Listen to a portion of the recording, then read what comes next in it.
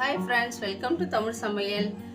இன்னைக்கு நம்ம ரெசிபியில் சூப்பரான ஒரு சிப்பி காளான் ஃப்ரை தான் பார்க்க போகிறோம். இங்கே பாருங்கள், இது ஒரு டிஃப்ரெண்ட்டாக இருக்கும், பூ மாதிரியே இருக்கும் லேசாக. இதை ஒரு பாக்ஸ் எடுத்திருக்கேன். இதை நல்லா 2 முறை வாஷ் பண்ணி வச்சுருக்கேன். 2 முறை வாஷ் பண்ணி நல்லா அலசி வச்சுருக்கேன். இப்போ இதை ஃப்ரை பண்ணுறதுக்கு ஒரு பேட்டர் ரெடி பண்ணிக்கலாம். இப்போ ஒரு பவுல் எடுத்துக்கலாம். அதில் 3 ஸ்பூன் மைதா, 3 ஸ்பூன் கார்ன்ஃப்ளவர், 2 ஸ்பூன் பச்சரிசி மாவு,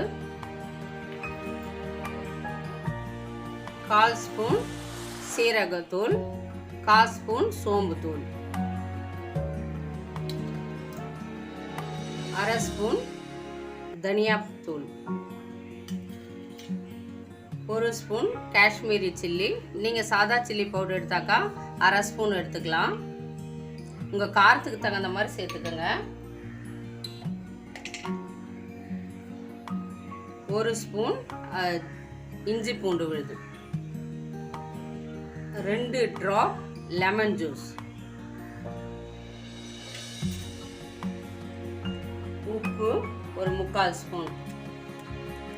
உங்கள் தேவைக்கு ஏற்றவாறு சேர்த்துக்கோங்க. இப்போ இதை நல்லா மிக்ஸ் பண்ணி விட்டுடலாம். இப்போ நல்லா மிக்ஸ் பண்ணி விட்டுட்டோம். இதில் கொஞ்சம் கொஞ்சமாக தண்ணி விட்டு நல்லா கரைச்சிக்கலாம். கட்டிகள் இல்லாமல் நல்லா கரைச்சிக்கோங்க.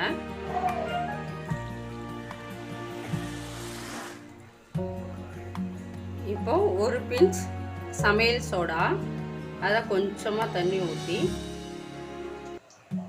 நல்லா கரைச்சி இப்படி சேர்த்துக்குங்க. நீங்கள் இந்த மசாலா பவுடர்லாம் சேர்க்கறதுக்கு பதில் சிக்கன் 65 மசாலா மட்டுமே போட்டு செய்யலாம்.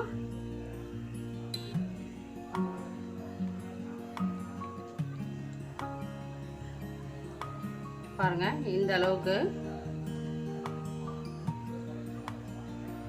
இருக்கணும் திக்கா. ரொம்ப தண்ணியாகவும் இருக்கக்கூடாது, ரொம்ப கெட்டியாகவும் இருக்கக்கூடாது. இந்த அளவு கரெக்டான அளவு. இப்போ நம்ம போட ஆரம்பிச்சு, இப்போ இந்த பேட்டரில் இப்படி துவச்சி மாவில் நீங்கள் இப்படி முழு பூவாக போடுறதா இருந்தாலும் போடலாம், இல்லைனாக்கா ஒரு இதழா.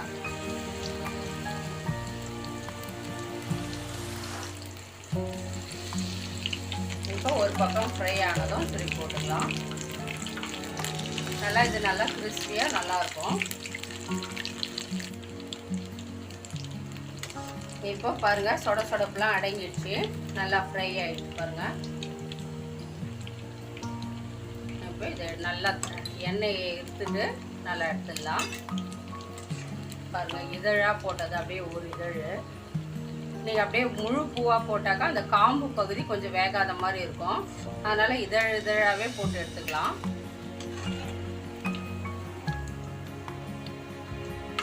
இதே மாதிரி எல்லாத்தையும் போட்டு எடுத்துக்கலாம்.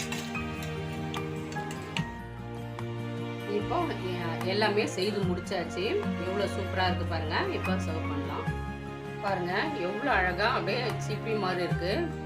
தனித்தனியாக பிச்சு எடுத்தது சின்னதாக அப்படியே சிப்பி ஷேப்லேயே இருக்கும். அதனால தான் இது சிப்பி காளான்.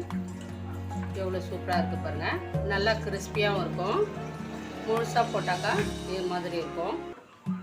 நல்லா டேஸ்ட்டாக நம்ம போட்ட மசாலாலாம் ரொம்பவே டேஸ்ட்டாக இருக்குது பாருங்கள். நல்லா கிறிஸ்பியாக இருக்குது.